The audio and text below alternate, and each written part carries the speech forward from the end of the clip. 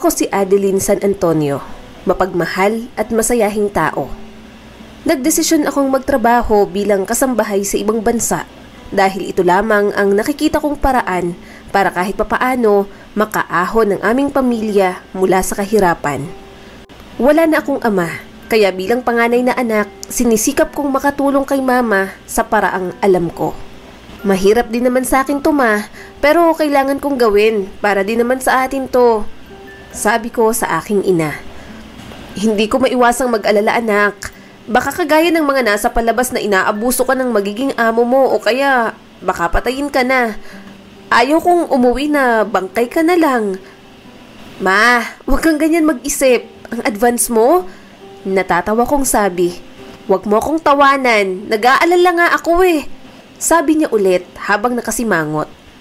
Tama naman si ate mama. Masyado kayong OA. Komento naman ni Maika, ang bunso kong kapatid. Isa ka pa, sabi ni mama, sabay turo kay Maika. Kaya pati na rin siya inatawa sa reaksyon nito. Ma, gets ko naman na nag-aalala kayo, pero kaya ko, okay? Mahinahon kong sabi. Hindi mo naman maaalis sa akin ang mag-alala. Anak kita at saka iniisip ko pa lang na mapapahama ka, ikamamatay ko na. Naiinis niyang sabi pero nandun pa rin ang pag-aalala sa mukha niya. Napabuntong hininga na lang ako. Agad ko siyang niyakap ng mahigpit. Bukas ng alis ko ma. Paano ko makakaalis niyan kung ganyan kayo? Pagkasabi ko noon, hindi na siya sumagot. Sa halip ay niyakap na lang ako ng mahigpit. Bukas na ba talaga ang alis mo? Sabi niya pa. Niyakap ko na lang din siya bilang sagot. Ang boyfriend kong si Sam, 5 taon na din kaming magkarelasyon. Nalulungkot man na pati siya ay kailangan kong iwan. Pero sa ikabubuti naman namin itong pag-alis ko. Huwag na huwag mong pababayaan ang sarili mo doon. Wala ako para mag-alaga sa'yo, lalo na kapag nagkasakit ka. Sabi niya ulit habang nakayakap sa akin. Napangiti naman ako. Nagpapasalamat akong binigyan ako ng Diyos ng lalaking mapagmahal at maalaga. Higit sa lahat, napakamaunawain. Sa relasyon naming ito, ilang beses lang kaming nag-away o di naman talaga away. Siguro tampuhan. Pero agad din naman naming pinag-uusapan. Lalo na si Sam, hindi yan natutulog kapag alam niyang hindi kami okay. Siya paminsan ang nagsusorry kahit ako pa yung may kasalanan. Nagsusorry din naman ako kapag alam ko na ako talaga ang may mali. Pangako, hindi ko pababayaan ang sarili ko. At tutuparin natin lahat ng mga pangarap natin. Magpapakasal tayo sa simbahan at bubuo ng sariling pamilya. Diba, yun naman ang pangarap nating dalawa? Nakangiti naman itong tumango kaya pati tuloy ako hinahawa na. Don't worry mahal, ako bahala sa pamilya mo habang wala ka. Pamilya ko na din sila. Hindi ko sila pababayaan. At syempre, walang babae, ikaw lang. Dagdag niya pa. Natawa tuloy ako. Kinabukasan, maaga nila akong inihatid sa airport. Mag-iingat ka dun anak, wag na wag mong pababayaan ang sarili mo. Naiiyak na sabi ni mama. Opo mama, ilang beses nyo nang sinabi sa akin yan, kabisado ko na. Natatawang saad ko naman, napasimangot siya. O sige, papasok na ako, wag nyo din pababayaan ang sarili ninyo. Tatawag ako kapag nakarating na ako doon. Mahal na mahal ko po kayo. Lumapit muna ako sa kanila at binigyan ng huling yakap. Yakap na mahigpit. Kumawala ako at niyakap ko naman si Sam. Mahal na mahal ko din ang lalaking to. Bumulong pa siya sa akin ng I love you at gumanti rin ako. Katulad ni mama, pinaalalahanan niya din ako. Kumalas ako dahil malapit nang umalis ang sasakyan kong eroplano. Naiiyak naman silang tumingin sa akin. Ako din naman nalulungkot. Pero tinatatak ko lang sa isip ko na para to sa ikabubuti naming lahat. Tumalikod ako at humakbang papalapit sa loob habang papalayo sa kanila. Hindi ko na malayang tumulo na pala ang luha ko. Mamimiss ko sila ng sobra. Bago pa may makakita, agad ko nang pinunasan ng luha ko. Nandito na ako, nakaupo sa eroplano, nasa himpapawid, pahiwatig na palayo na ako ng palayo sa Pilipinas. Sa pamilya ko. Bumuntong hininga ako. Hindi pa man ako nakakarating sa paroroonan ko, namimiss ko na sila. Hinihiling ko lang na sana mababait ang magiging amo ko. Hindi ko rin naman maiwasang kabahan at matakot. Magiging bagong salta ako sa lugar na aking pupuntahan. Wala akong alam sa lugar na yon. Ayaw ko din namang ipahamak ang sarili ko dahil may pamilya pang naghihintay at maghihintay sa akin. Sa tagal ng biyahe, hindi ko namalayan nakatulog na pala ako. Nagising lang ako nang magsalita ang stewardess. Hudyat na nakarating na kami. Pagsilip ko sa bintana, nakarating na nga ako. Hindi ko namalayan ang haba ng biyahe. Siguro sa dami ng iniisip ko at dahil nga nakatulog ako. Idagdag pang kinakabahan ako at natatakot. Bumuntong hininga ako ng malalim bago gumayak palabas. Sa labas pa lang ng airport ay ang ganda na. Papaano pa kaya kapag nakapamasyal ako sa ibang lugar dito? Ikaw ba si Adeline San Antonio? Napakurap ako sa nagsalita. Opo. Bakit po? Ako ang pinadala ng agency para sunduin ka at dalhin sa magiging amo mo. Ako si Maria. Tara na, kanina pa kita hinihintay. Sabi ng babae at iginiya ako sa taksing sasakyan namin. Nakalimutan kong may susundo nga pala sa akin. Legal naman akong makakapagtrabaho dito sa UK kaya may agency ako. Hindi katulad ng iba na TNT. Bago mainip si Ate Maria ay pumasok na ako. May sinabi siyang address sa driver. Ang address ng magiging amo ko. Nakarating kami sa sinasabi niyang address. Mula sa labas, nakita ko na malaki at malawak ang lugar. Hindi rin masyadong marami ang kabahayan. Siguro subdivision ito at bubungad sa iyo ang karangyaan. Mansyon lahat ng nakatayong bahay. Ang yayaman. Si Ate Maria na ang nagbayad ng pamasahe ko. Ako na sana pero sabi niya wag na at siya na lang daw. Lumapit kami sa may gate at pinindot ni Ate Maria ang doorbell. Ilang sandali pa may lumabas na isang babae at pinagbuksan kami. Tinanong niya muna kung sino kami. Si Ate Maria na ang sumagot.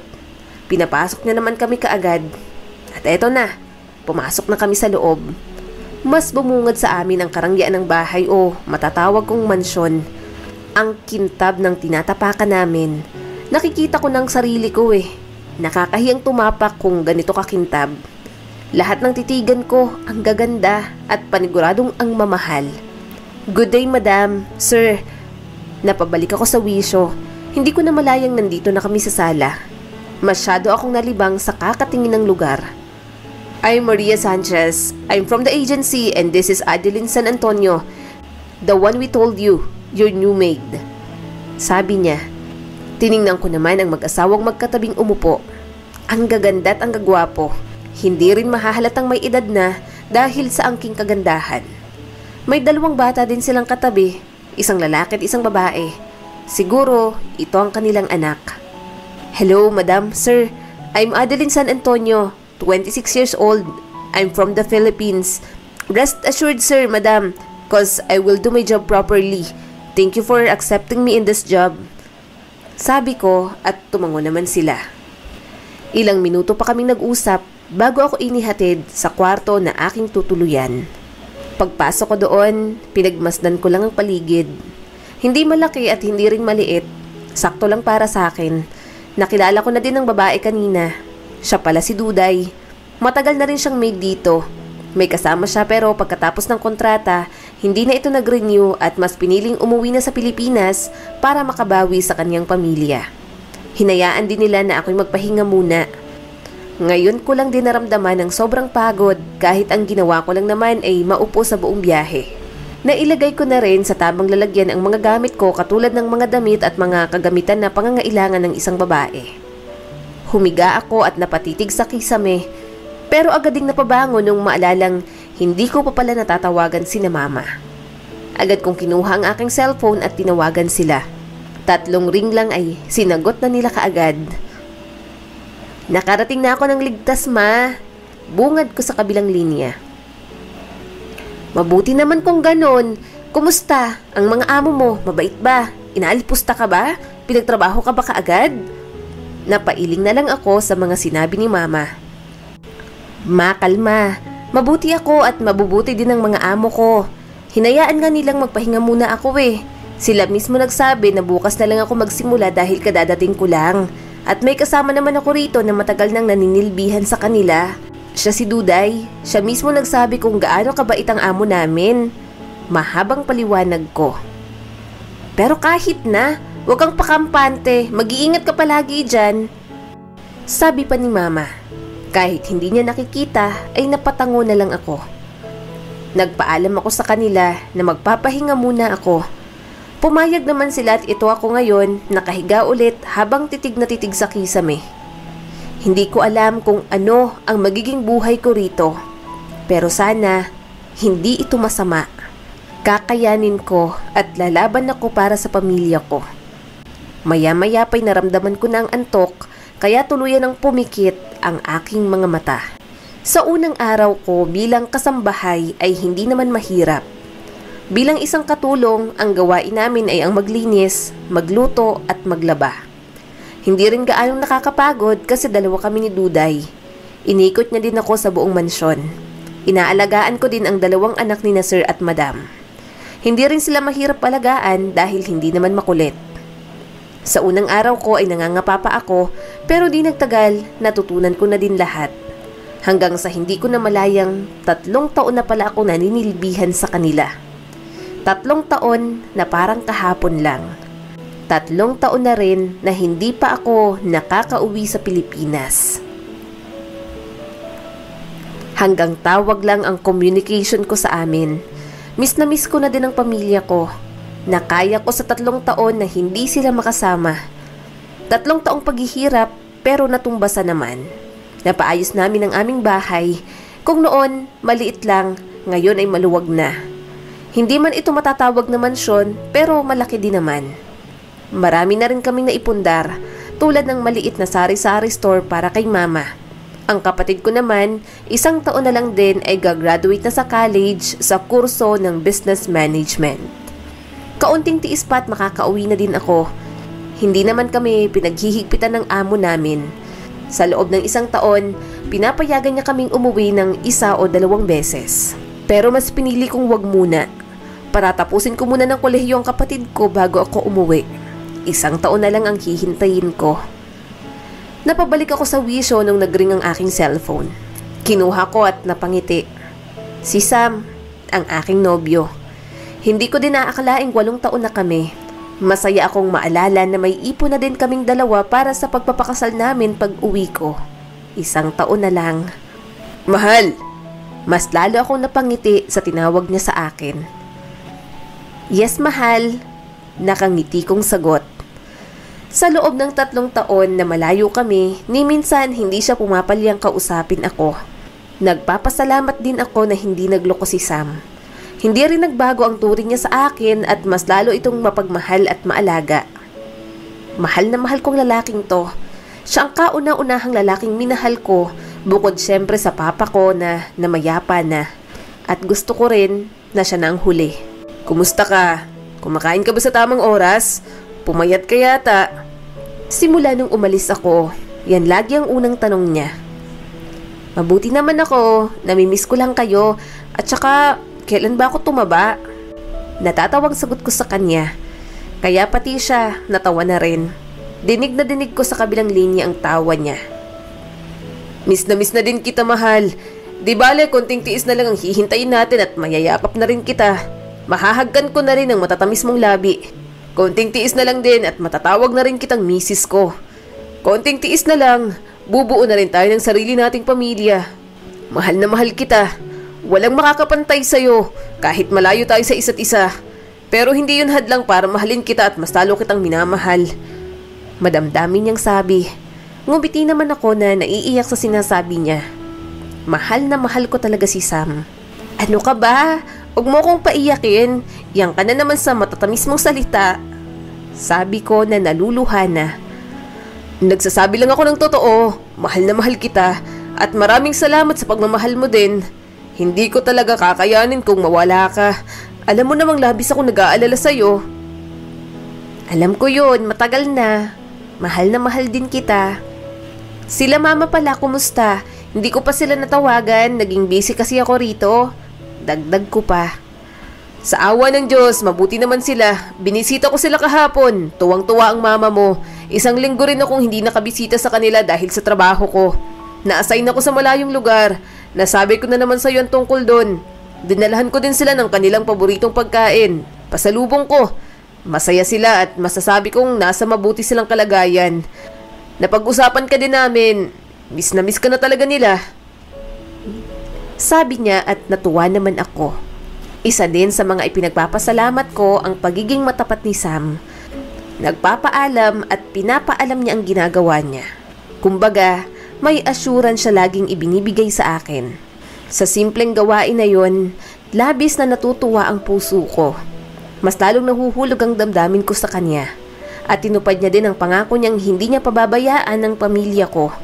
Kahit abala siya sa trabaho, binibigyan niya pa din ng kaunting oras ang pamilya ko para sa akin. Ang layo ng iniisip natin Napakurap ako.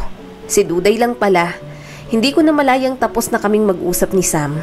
Nagpaalam siya kanina dahil kailangan niya nang bumalik sa trabaho. Hindi naman. Sagot ko, tumabi naman siya ng upo sa akin. Alam mo Adele, namimiss ko rin yung pamilya ko. Halos 6 na taon na rin ako sa bansang to. Ang mga amo natin ang pangatlong amo ko. Sa loob ng 6 na taon, marami na akong pinagdaanan. Hindi lang masaya kundi pati na rin lungkot, pasakit, mga abuso at paghihirap. Sabi niya na ikinagulat ko. Sa loob ng 3 taon, hindi siya nagkakwento tungkol sa mga karanasan niya. Ano bang nangyari sa'yo? Pero kung ayaw mo namang sabihin o masyadong sensitive para sa'yo, okay lang, wag mo nang sabihin, naiintindihan ko naman. Nagulat lang ako. Sa tagal ko na rin dito, hindi ka naman nagkwento sa akin. Sabi ko, mapait naman siyang ngumiti. Hindi ka naman nagtanong. Natatawa niyang sagot. Napasimangot naman ako. Hindi naman kasi mahahalata na may pinagdaanan ka palang ganon. Lagi kang nakangiti. Ang positive mo palagi. Alam mo kasi, naniniwala kasi ako sa kasabihan na the sweetest smile hide the greatest pain. At ako yun, hindi ko lang hinahayaan na maapektuhan ng trabaho ko. Sa una at pangalawa kong amo, naranasan ko sa kanilang pang-aabuso. Hindi nila ako pinapakain at madalas din nila akong pinagbubuhatan ng kamay. Maraming pasa ang natamo ko, ilang bugbog ang naranasan ko. Pero kinaya ko yun. Kasi kahit ganon, hindi naman nila binabawasan ang sweldo ko. Lagi akong nagdadasal at naghihintay na matapos ng kontrata ko para makaalis na ako sa poder nila. Pero alam mo ang pinakamalala, ang pangalawa kong amo, ang asawa niya, tinangka akong pagsamantalahan. Pero nagpapasalamat akong hindi yun natuloy. Hindi ko kinaya ang trauma kaya pagdating ng umaga, nag-resign agad ako. Kwento niya, napatakip ako ng bibig. Kaya nagpapasalamat ako sa pangatlo kong amo, mabait na. Alam mo yun, mabait sila madam at sir.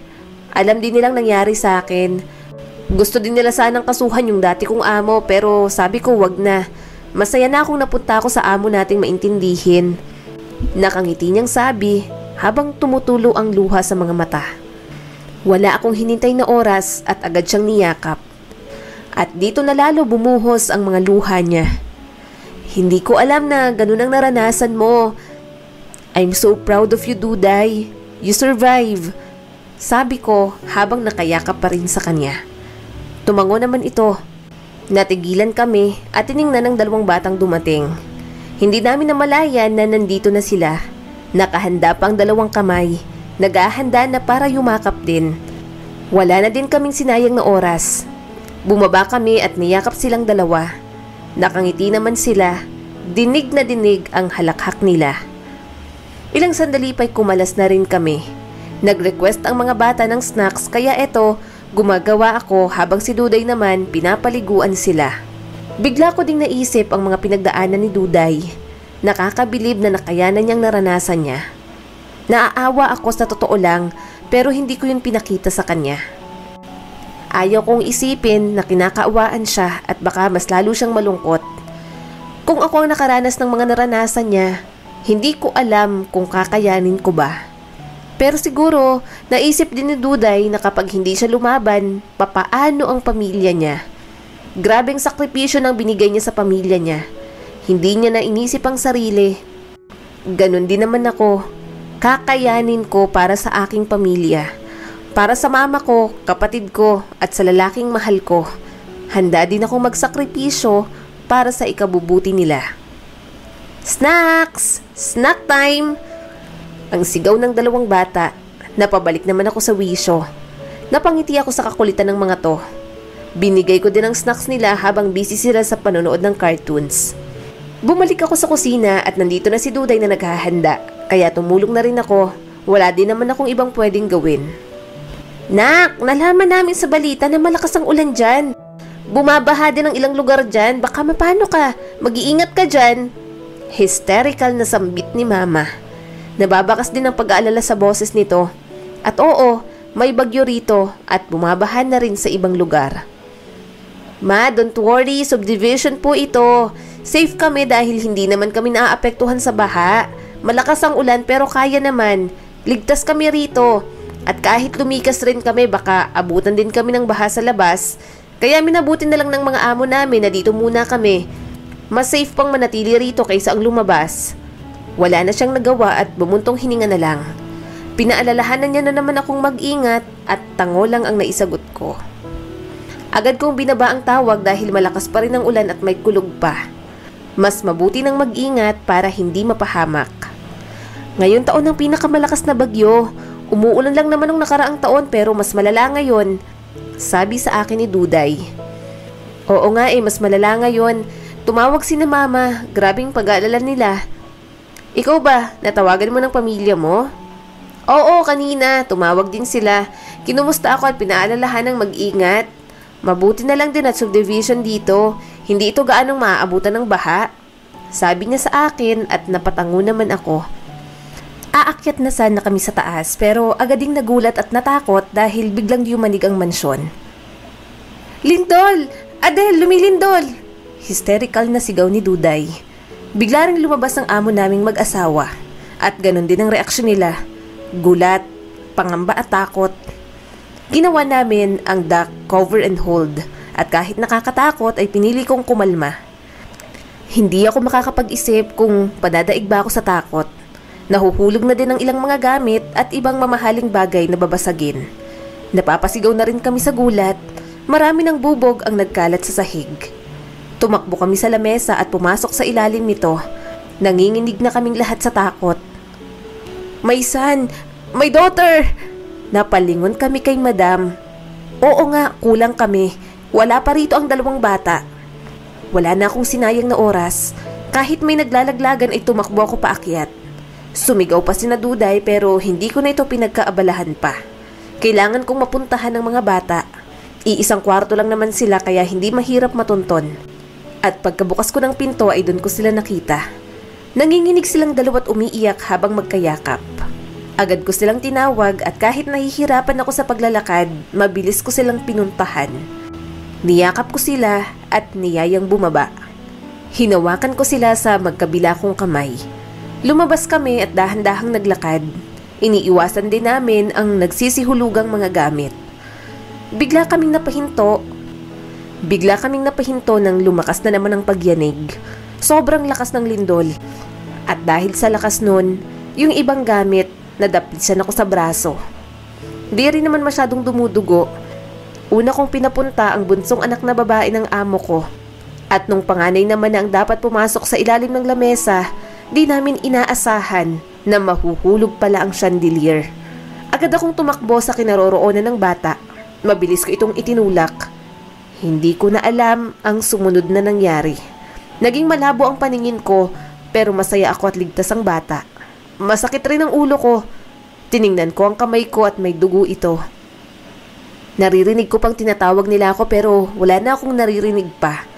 Naging malabo na at nandidilim na ang paningin ko. Tila ba hinihila ako upang matulog. Di ko na nakayanan at tuluyan na nga akong nilamo ng dilim. Nahihirapang sambit ko. Ginalaw ko din ng kaunti ang hintuturo kong kamay. Call a doctor! Call a doctor! She's awake!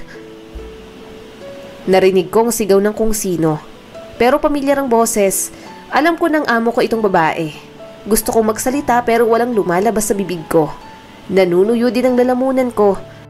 Parang ilang buwan akong hindi uminom ng tubig. Naririnig ko ang mga yabag na paparating. At ang pagbukas ng pinto, unti-unti kong minulat ang aking mga mata. Malabo ang nakikita ko pero di kalaunan ay naging malinaw ito. Bumungad sa akin ang isang doktor at mga nurse. Nandito din sina Duday at ang mga amo ko. Nandito rin ang dalawang bata. Nilibot ko ang tingin sa buong silid. Maraming nakapalibot sa akin na aparato at alam kong may benda ang ulo ko. Lumapit ang doktor at may tinanong na kung ano-ano. Tulad ng kamustang pakiramdam ko, may naaalala ba ako o nakalimutan. Hindi ko naiintindihan kung bakit gano'n ang mga tinatanong nila sa akin. Ang naaalala ko ay may bagyo at lumindol din. Pinuntahan ko ang mga bata at doon ko naalalang niligtas ko ang anak na lalaki ng amo ko. Ako ang nabagsakan ng chandelier at hindi siya. Nalaman ko din kung bakit gano'n ang mga tinanong nila sa akin. Nakikita ko din ang tuwa sa mga mata nila. Naguguluhan ako at nalaman ko na 2 buwan na pala akong nakakoma. Labis akong nagulat. Hindi ko alam na malala pala ang tama ng ulo ko. Mabuti na lang din at hindi ako nawala ng alaala. May ilan pang tinanong ang doktor at pagkatapos nagpaalam na itong umalis. Lumapit naman sa akin ang aking amo. "Are you okay?" Nag-aalalang tanong nito. Tango naman ang sagot ko. Nahihirapan pa akong magsalita. "Thank you, Adele. Thank you for saving my son. We owe you." Sabi niya, may accent din ng pananalita nito. Ang amo kong lalaki ay nakangiting tumingin sa akin. Ganon din si Duday na parang nakahinga ng maluwag. Yumakap din sa akin ang 2 bata. Natuwa naman ako. Kahit nahihirapan, ngumiti ako sa kanila. "You don't have to thank me, madam, sir. I'm just doing my job. And it's better that it's me than your son." Nakangiti ko namang sagot. Hinawakan pa rin ni madam ang kamay ko. Naalala ko naman ang pamilya ko. Agad ako naghanap ng cellphone. Pinahiram naman ako ni Duday ng sa kanya. Mabilis kong tinawagan si mama at ilang ring ay sumagot na ito. "Hello? Sino po sila?" Naguguluhang sagot niya sa kabilang linya. Naiyak naman ako. Namiss ko ang boses ni mama. "Mama!" Naiiyak kong sabi. "Anak, ikaw ba yan?" Umiiyak niya ding saad at parang hindi makapaniwala. Kahit hindi niya nakikita ay tumango ako. "Anak, anong nangyari sa'yo? Bakit ngayon ka lang tumawag? 2 buwan, Adeline. Akala namin patay ka na. Akala namin wala ka na." Dagdag niya pa. "Mama, nakoma ako. 2 buwan akong natulog. Kagigising ko lang, mama. Sorry po at ngayon lang ako tumawag." Naiiyak kong sabi. Tanging iyak ko lang ang maririnig sa buong silid. Umiiyak lang kami ni mama. "Is that your mother?" Tanong ng amo kong babae. Tumango naman ako.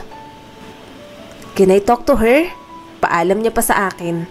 Hindi ko alam kung anong gagawin niya o kung bakit gusto niyang makausap ang mama ko, pero binigay ko pa rin ang cellphone. "Hello? Are you Adeline's mother?" Tanong niya sa kabilang linya. "Yes, madam," sagot naman ni mama. "Your daughter is a hero. Be proud of her. She saved my son. She saved my 2 children in the earthquake.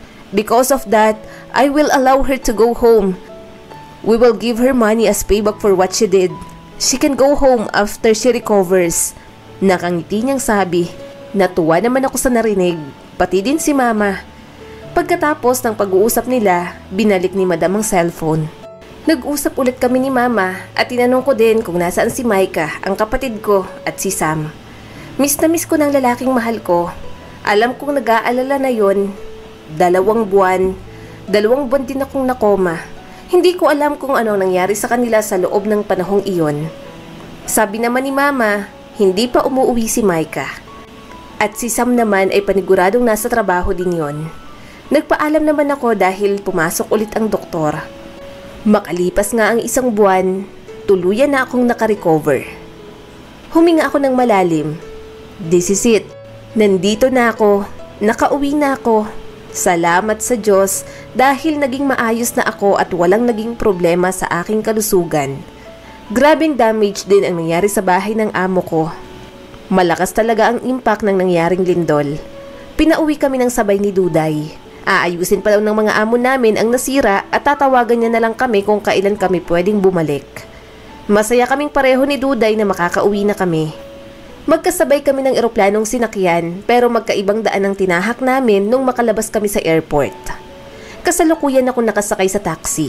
Hindi alam ni na mama na ngayon ang uwi ko. Nakapag-usap na din kami ni Sam. May napapansin akong kakaiba sa kanya pero pinagsawalang bahala ko yon. Baka nabigla lang siya. Ang akala niya din kasi ay patay na ako. Ganon din si Micah. Para silang kinakabahan na nabibigla. Pero baka nagulat lang talaga sila. Kumbaga, hindi nila inaasahan. Totoo naman talaga. Sino bang mag-aakala at hindi magugulat na buhay pa pala ako? Walang kahit anong balita tungkol sa akin. Hindi rin alam nila Duday ang contact number ng pamilya ko. Kaya wala talagang natawagan kahit isa sa kanila. Ilang minuto pa'y huminto ang taxi sa kinaroroonan ng bahay namin. Nasa tapat ako nito at naluluha habang pinagmamasdan ng lahat ng yon. Malaki na talaga ang pinagbago. Bumaba ako ng taxi at nagbayad na rin. Sa gate namin, nakita ko si mama na nagdidilig ng halaman. Kinakausap niya pa ito na parang anak niya. Simula pa noon, yan na talagang hilig ni mama. Nakabukas ang gate kaya malaya akong nakapasok. Mama! Malakas kong sigaw. Hindi naman ako nabigo. Mabilis lumingon si mama. Dahil sa gulat, nabitiwan nito ang tambon na hawak-hawak niya. Nakanganga ito at napaluha. Adeline, anak, nakauwi ka na. Sigaw niya din pabalik. Patakbo naming sinalubong ang isa't isa. Magkayakap kami ng sobrang higpit na para bang mawawala kami kung may bibitiw sa amin ang yakap. Ate? Nakangiti kong hinarap ang dalawang tao na mahalaga rin sa akin. Kumalas ako sa pagkakayakap kay mama. Una kong niyakap ang pinakamamahal kong kapatid na si Micah. Gumanti naman din ito. Pagkatapos, ang nobyo kong si Sam. Nakangiti ito at mabilis ko siyang sinunggaban ng yakap. Isang yakap ng pangungulila. I feel safe in his arms once again. Sobrang namiss kong yakap niya. Niyakap ko siya ng sobrang higpit. Hindi ko na rin napigilan ang sarili ko na maging emosyonal. Napaiyak ako. Umiiyak ako sa sobrang tuwa, takot, lungkot at pangungulila sa kanila at lalong-lalo na sa kanya. Nakauwi na ako, mahal. Matutupad na natin ang mga pangarap nating dalawa. Habang nandito ako, magpakasal na tayo. Habang nakoma ako, wala akong ibang inisip kung hindi kayo, kundi ikaw. Nung nangyari ang lindol at bagyo, natakot ako. Paano kapag nawala talaga ako ng tuluyan? Paano kung hindi ako nagising? 2 buwan, mahal. 2 buwan ang kinaya ko. 2 buwan na akong tulog at ngayon nandito na ako. Pwede na tayong bumuo ng sariling pamilya. Di ba yun naman ang pangarap nating dalawa? Tutuparin na natin yun, mahal. Malaki na naman ang ipon ko. Malaking halaga din ang binigay ng amo ko. Pwedeng-pwede na tayong magsimula. Bubuo tayo ng sarili nating pamilya.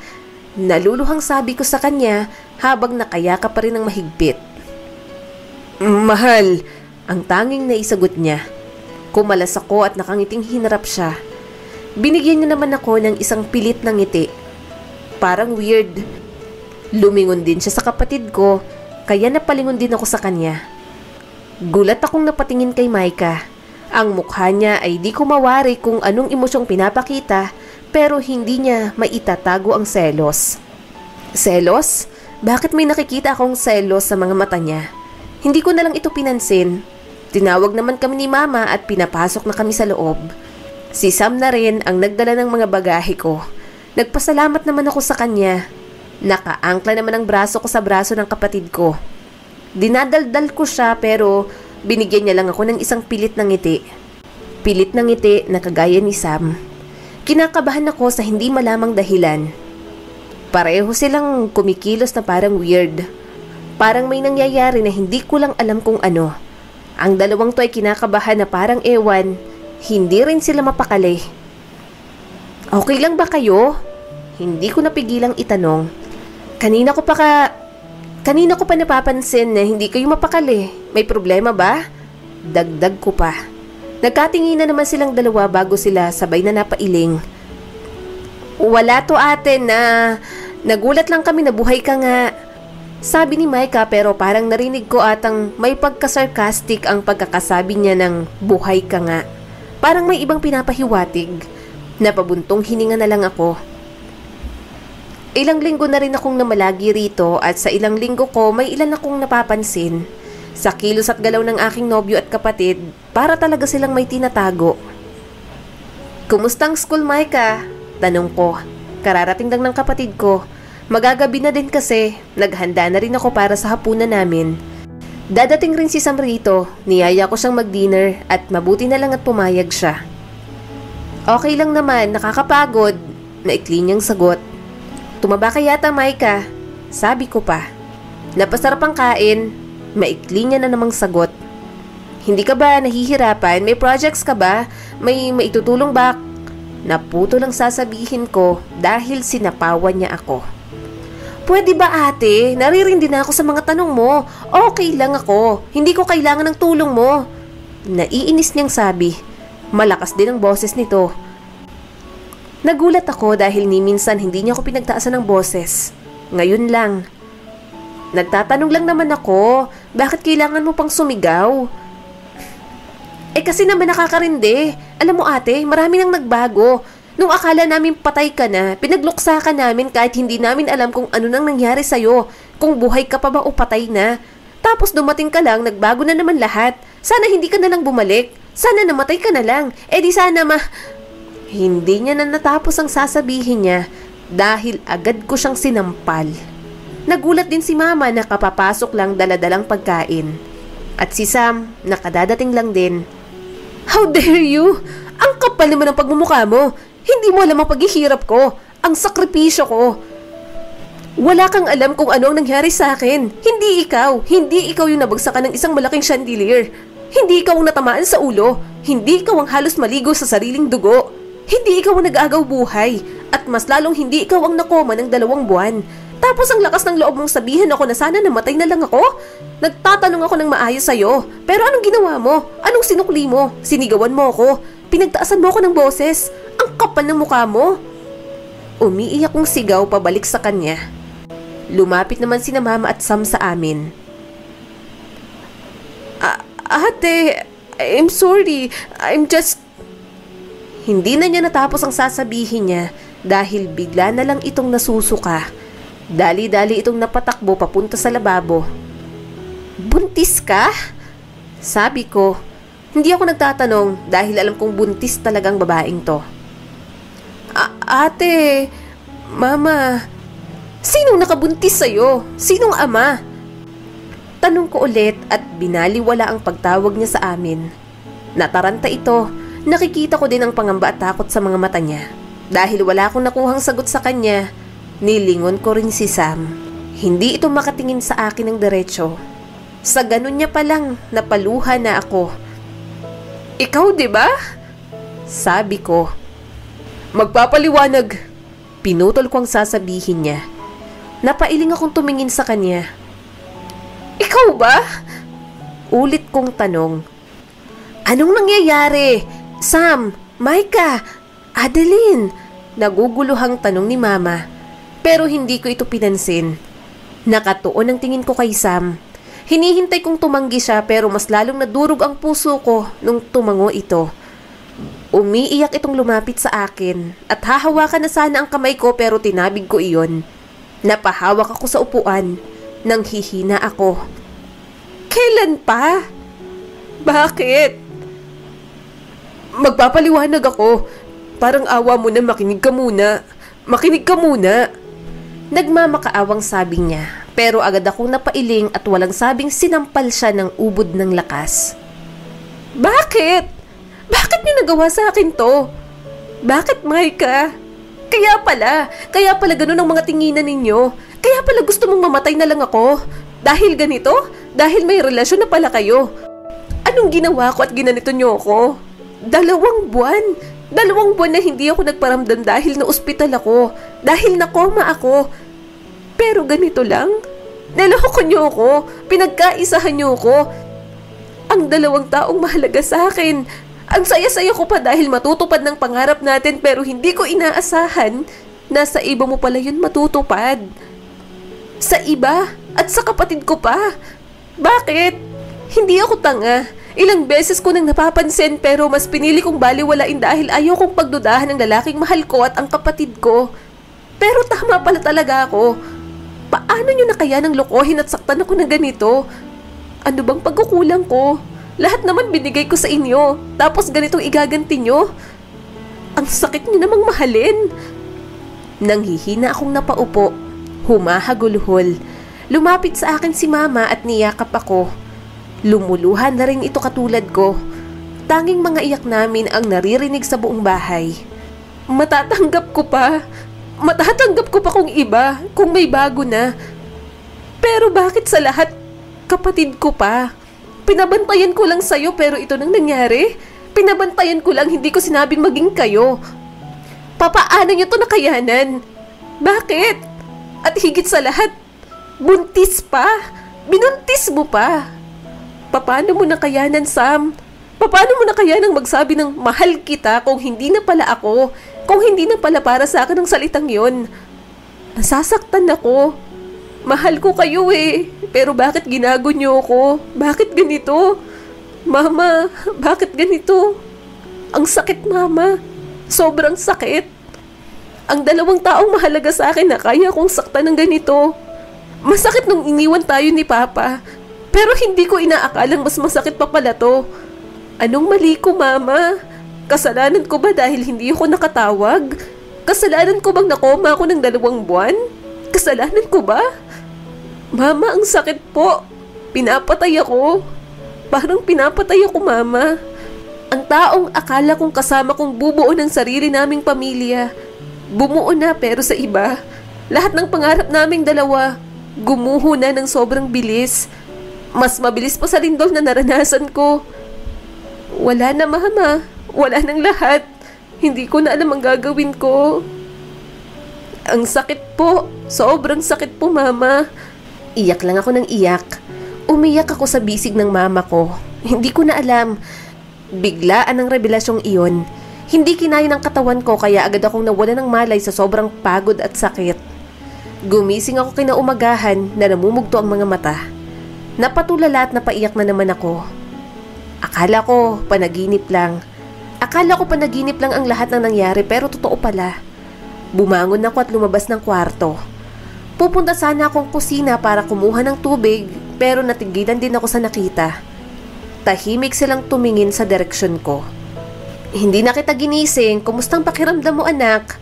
Napalingon ako kay Mama. Mahahalata sa kanyang labis na pag-aalala. Hindi ko siya sinagot dahil hindi ko alam. Hindi ko alam kung kumusta ba ako. Adeline!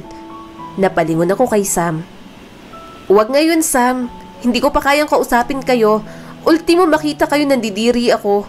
Huwag niyo muna akong kausapin dahil galit ako. Galit at pagkamuhi pang nararamdaman ng puso ko. Kaya bago pa ako makapagsalita ng isa pang masasakit na salita, huwag niyo na muna akong kausapin. Hindi ko pa kayang harapin kayong dalawa. Sabi ko at tumalikod. Napayuko naman ang mga ito. Mamaya na ako kakain, Ma. Nawala na po ako ng gana. Dagdag ko pang sabi habang nakatalikod. Lumabas ako ng bahay. Nakarating ako sa isa sa mga halaman ni Mama. Kay gandang pagmasdan ng bulaklak. Parang wala itong problemang kinakaharap. Napaiyak na naman ako. Hindi ko pa rin matanggap. Masakit pala talaga. Mabilis na lumipas ang 1 buwan. 1 buwang iwasan. O mas tamang sabihin na ako ang umiiwas. Hindi na kami tulad ng dati. Marami nang nagbago. Nagbago sa turingan namin. 1 buwan na rin at halata na ng kaunti ang tiyan ni Micah. Pero hindi rin naman kapansin-pansin kapag malayo. Naging tahimik na rin ako. Palagi akong tumatambay sa mga tanim ni Mama. Ang kanyang mga bulaklak. Ito ang nagpapakalma sa akin. Kahit papaano, nababawasan ang bigat at sakit na nararamdaman ko. Hindi ko na naman napigilang mapaluha. Saksi ang hardin na ito sa mga iyak ko. Dito ko binubuhos ang lahat. Napalingon ako sa nag-abot sa akin ng panyo. Tinitigan ko lang yon. Hindi ko tinanggap. Binalik niya ito nung hindi ko talaga kinuha. Tumabi sa akin si Sam. Adeline, pwede ka na bang makausap? Tanong niya sa akin. Tahimik pa rin ako habang lumuluha. Naririnig ko na rin ang mumunti niyang iyak na halatang pinipigilan niya pa. Alam mong mahal na mahal kita, di ba? Mahal na mahal kita, Adeline. Mahal kita higit sa alam mong mahal kita. I'm sorry. I'm really sorry for hurting you like this. Patawarin mo ako. Akala ko talaga wala ka na. Wala kaming alam kahit na ano tungkol sa'yo. Naghintay ako. Maniwala ka man o hindi pero hinintay kita. Pero lugmok na ako. Masakit kasi akala nilang lahat patay ka na. Naniniwala akong buhay ka pa pero umabot ang 1 buwan at kalahati pero wala pa ring balita tungkol sa'yo. Sobrang masakit, mahal. Kahit hindi ko alam kung patay ka na ba o hindi pa, pinagluksaan kita. Nung mga panahong yun, si Micah ang nandun. Siya lang ang taong kinukumusta ako. Kinukumbinsing tanggapin na wala ka na talaga. Hanggang sa naging madalas ang pagkikita namin. Nahulog ako, mahal. Alam kong masakit din ito kay Micah pero nakikita kita sa kanya. Ginamit ko siya nung una dahil nakikita talaga kita sa kanya. Hanggang sa may nangyari sa amin. Alam kong huli na. Patawad. Patawarin mo ako. Umiiyak niyang sabi. Umiiyak din ako nakikinig. Hindi ako nagsalita at nakinig lang sa kanya. Patawarin mo ako. Patawad kung ang pangarap nating dalawa sa iba ko na matutupad. At maraming salamat sa lahat. Sa pag-aalaga at pagmamahal mo. Walang makakapantay sa iyo, mahal. Maraming salamat at patawad. Sana mapatawad mo ako. Kami. Hindi man sa ngayon pero sana balang araw. Alam kong may mabuti kang puso kaya alam kong balang araw mapapatawad mo din kami. Dagdag niya pa. Nag-iyakan lang kaming dalawa. Galit pa rin ako, Sam. Gustong gusto kong magpatawad pero hindi ko pa kaya. Masakit pa. Mas masakit dahil nagbunga. Magkakaanak na kayo. Gusto kong maging selfish. Mahal na mahal kita eh. Pero alam kong hindi ko kaya. Mahirap mabuhay at lumaking walang tatay. Ayokong maranasan niya ng magiging anak nyo. Hindi ko pa kayang magpatawad. Ultimo tingin nga di ko magawa. Pero isa lang ang hiling ko. Alagaan mo ang kapatid ko at ang magiging anak ninyo. Masaya kung bubuo ka na ng pamilya pero mas masakit dahil alam kong hindi ako yon. Hindi tayo. Pero wala na akong magagawa. Nangyari nang dapat mangyari. Nasanay akong nandyan ka. Nasanay ako sa mga bagay na ginagawa mo. At mas masakit dahil gagawin mo yon pero hindi na rin sa akin. Ingatan mo at pahalagahan ang naging bunga ng panloloko nyo. Sabi ko at tumayo. Mabilis akong tumalikod pero may salita pa akong sinabi sa kanya bago ako naglakad paalis. Mahal na mahal din kita, Sam. Pero kailangan kitang bitiwan para sa magiging anak ninyo. Alagaan mo ang mag-ina mo. Maraming salamat din sa lahat. Huling sabi ko bago naglakad papalayo. Sa pagpasok ko pa lang, si Mama agad ang bumungad sa akin. Nakahanda ng mga braso nito, kaya dali-dali akong yumakap sa kanya at doon humagulhol. Maraming salamat, anak. I'm so proud of you. I'm sorry. Kung kaya ko lang kunin ang sakit na nararamdaman mo, gagawin ko. Aakuin ko ang sakit, wag lang kitang makitang ganito. Hindi ko alam ang gagawin ko, anak. Wag mo sanang isipin na may kinakampihan ako dahil wala. Pareho ko kayong anak. Hindi ko din inaasahang mangyayari ito. I'm sorry. Hindi ko na kaya, Mama. Pagod na po ako. Ayoko na po rito. Sobrang nasasakal na po ako. Sabi ko habang nakayakap sa kanya ng mahigpit. Susuportahan kita sa kung ano man ang gusto mo o kung saan mo pa gustong pumunta. Pero bago yon, kausapin mo muna ang kapatid mo, anak. Alam kong mahirap pero kahit ganun, kausapin mo muna siya o makinig ka sa mga sasabihin niya. Sinasabi ko ito hindi dahil nanay niyo ako, pero dahil mahalaga kayong dalawa para sa akin. Sabi niya habang hinihimas ang likod ko. Ate, katulad kay Sam, napatingin na lang din ako kay Micah. Hindi ako nagsasalita. Katulad ng pakiusap ni Mama, kinausap ko siya. Gusto ko na ring umalis rito. Hindi ko na kayang manatili sa bahay na ito. Sorry ate, patawad dahil napagtaasan kita ng boses. Hindi ko sinasadya. Patawarin mo ako sa lahat. Patawad dahil hindi ko rin napigilan ang sarili kong mahulog sa kanya. Patawarin mo kami sa kasalanang nagawa namin. Alam mo, Maika, sawang-sawa na rin akong marinig ang sorry at patawad ninyo. Pag nagsosorry, it means guilty. Wala na tayong magagawa pa, nangyari na, nagbunga na. Hiling ko lang na sana maging mabuti kayong magulang. Alagaan mo at ingatan mo ang magiging pamilya mo. Pamilyang pinangarap ko sa lalaking mahal ko, pero ikaw ang bubuo. Ikaw ang magiging kasama at hindi ako. Hindi ko pa din matanggap. Masakit pa rin, sobra. Sa tuwing nakikita ko kayo, mas lalo nang nadadagdagan ng sakit na nararamdaman ko. Hindi ko alam kung kailan ko kayo mapapatawad. Hindi pa sa ngayon. Dahil kahit kapatid kita, galit pa rin ako. Gusto kong maging selfish pero alam nating hindi ko yun kaya. Hindi ako makasarili para agawin ng tatay ng isang batang walang kamuwang-muwang. Kayo ang may kasalanan. Labas rito ang magiging anak ninyo.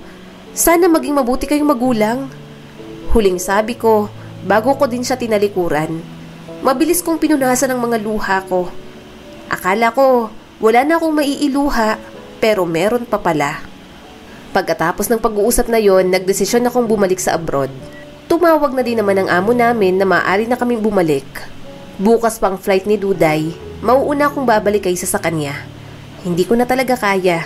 Gusto kong sabay kami pero hindi ko na kayang manatili sa iisang bubong na kasamang 2 taong dumurog sa akin.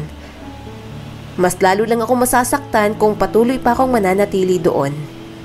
Inimbitahan nila ako sa kanilang kasal pero tinanggihan ko ito. Sa tingin ba nila matutuwa ako? Hindi ako a-attend. Hindi ko kaya. Masakit pa. Sobrang sakit pa. Mabilis kong iwinaksi ang mga iniisip ko. Ayaw kong maapektuhan ang aking trabaho. Kaya hanggat kaya ko, gagawin ko ang ginagawa ni Duday. Ang umiti kahit nasasaktan ng kalooban. Pigilan mo ang luha mo, girl. Baka babaha ulit. Napalingon ako kay Duday. Nakarating na pala siya nung nakaraan. 1 linggo na rin pala akong narito pero kahit nasa malayo ako, sariwa pa rin sa alaala ko ang mga nangyari. Hindi ko alam kung papaano ko nakaya pero proud ako dahil araw-araw nakakasurvive ako. Nakaya ko at kakayanin ko pa. Kanina ka pa ba dyan? Tanong ko habang pinupunasan ang mga luha ko. Oo, kanina pa kita tinititigan, pati pagluha mo. Lumapit ito sa akin at yumakap ng mahigpit. Alam kong masakit talaga yan. Hindi ko alam kung anong tamang sabihin na sasabihin ko para mapagaan ang pakiramdam mo. Pero lagi mong tandaan, nandito lang ako. Malalagpasan mo din to, tiwala lang. Malayo pa, pero malayo ka na. Dagdag niya pa at napatango na lang ako. Mabilis na lumipas ang 1 taon. Sa loob ng panahong iyon, marami ang nangyari. Kinasal at nanganak na si Maika. Ganun pa din, hindi ako pumunta. At lalaki ang anak nila. Kapwa silang masayang-masaya sa picture, habang ako mapait na napangiti. Ang lalim na naman ang iniisip mo ah. Napakurap ako kay Duday. Hindi ko napansin na nandito na pala siya sa tabi ko. Binigyan ko naman siya ng isang pilit na ngiti.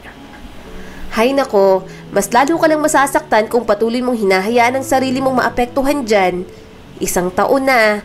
1 taon na patuloy mo pa rin dinadamdam ang pangyayari na masakit sa buhay mo. Patuloy at patuloy kang masasaktan hanggat hindi mo pinapakawalan yung sakit na yan. Hindi ko alam kung anong mararamdaman mo dahil magkaiba naman tayo, pero alam ko malalampasan mo din yan. Let's go, Adele. Pakawalan mo ng sarili mo sa sakit. Alam ko na kaya mo pero hindi mo lang binibigyan ng sarili mo ng pagkakataon. Patawarin mo ang sarili mo. Hindi ka talaga makakapagpatawad kung sarili mo hindi mo rin kayang patawarin. Makahulog ang sabi niya sa akin. Napaiyak naman ako dahil totoo. 1 taon na pero nasasaktan pa rin ako. Hindi ganun kadaling pakawalan. 8 taong pangarap at pagmamahalang ganun-ganun lang nawala. Nawasak lahat. Nadurog ako. Pero hanggang kailan ako masasaktan? Hanggang kailan ako magdudusa?